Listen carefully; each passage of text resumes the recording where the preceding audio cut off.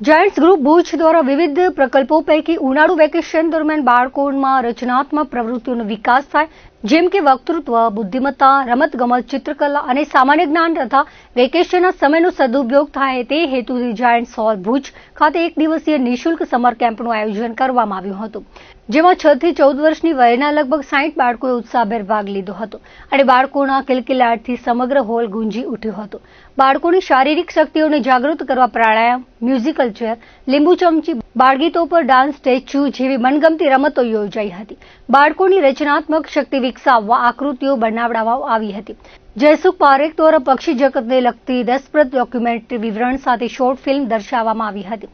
વિજેતા બાળકો અને ભાગ લેનાર તમામ બાળકોને ઇનામો તથા પ્રમાણપત્ર આપવામાં આવ્યા હતા. જાયન્ટ્સ ગ્રુપ ભુજ એ એક એનજીઓ, આંતરરાષ્ટ્રીય એનજીઓ છે અને અમારો ગ્રુપ ભુજમાં લગભગ 49 વર્ષથી અને આ 50મું વર્ષ ચાલે છે, સેવા આપી રહ્યા છીએ.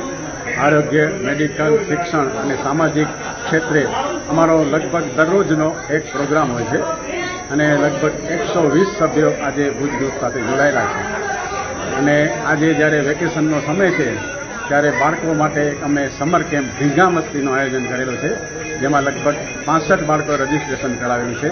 મારી સાથે વિનોદભાઈ ચૌહાણ, અરુણભાઈ જોશી, ભૂપેન્દ્રભાઈ મહેતા, જાયન્ટ્સ ફેડરેશન ત્રિબીના મધુકાંતભાઈ આચાર્ય અને તમામ સભ્યો જોડાયેલા છે.